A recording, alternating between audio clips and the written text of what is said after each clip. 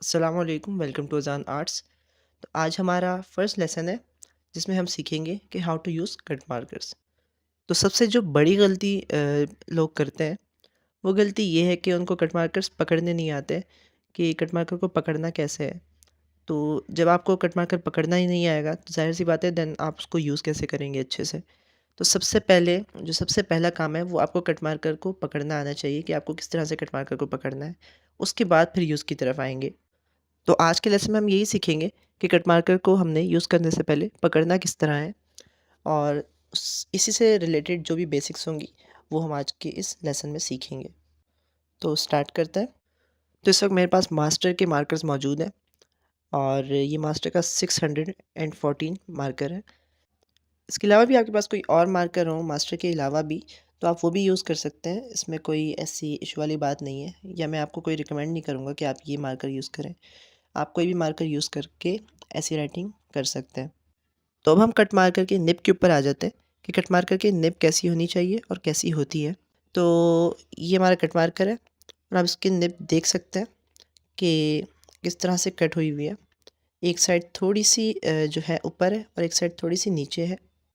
इसी तरह ये दूसरा कट मार्कर है, ठीक है, इसकी निब भी देख सकते हैं आप।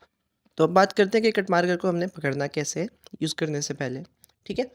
तो जो ये लार्जर साइड थी इसकी जो मैंने आपको दिखाई, आप मार्कर यूज़ करने से पहले हमेशा उस लार्जर साइड को लेफ़्ट की साइड रखेंगे। इस तरह देख सकते हैं आप, जो लार्जर साइड है वो लेफ़्ट पे है और जो स्मॉलर साइड है वो राइट पे है। आप इस तरह से मार्कर पकड़ेंगे कि निब का लार्जर पार्ट जो है वो लेफ़्ट पर रहे और जो है स्मॉलर पार्ट वो राइट पर रहे, इस तरह से, ठीक है।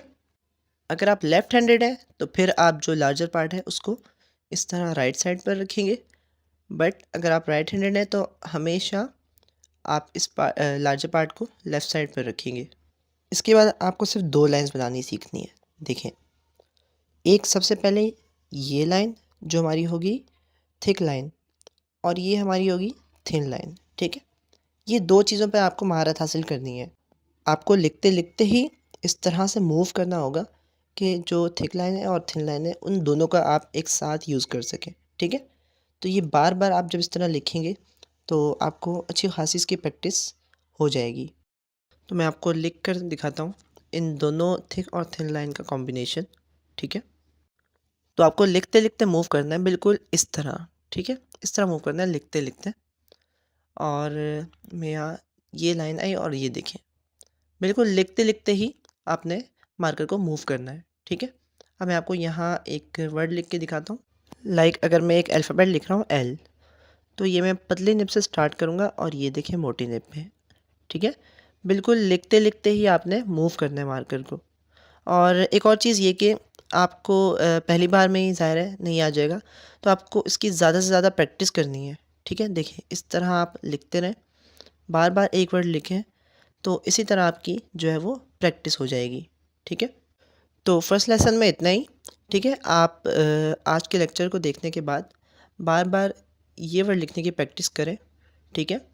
इससे ये होगा कि आपको मार्कर की मूवमेंट पता चल जाएगी, मूवमेंट की प्रैक्टिस हो जाएगी। थिक और थिन लाइंस का कॉम्बिनेशन जो है वो भी आपको आ जाएगा, ठीक है। अल्फ़ाबेट बनाने के लिए इसकी एक मेन ट्रिक होती है मार्कर यूज़ करने की, ठीक है। तो वो इंशाल्लाह मैं लेसन 2 में आपको कंप्लीट डिटेल में समझाऊंगा, ठीक है। और इंशाल्लाह 3 से 4 लेक्चर्स लेने के बाद आप भी कट मार्कर को यूज़ करना सीख जाएंगे इंशाल्लाह। तो मिलते हैं नेक्स्ट वीडियो में। अल्लाह हाफ़िज़।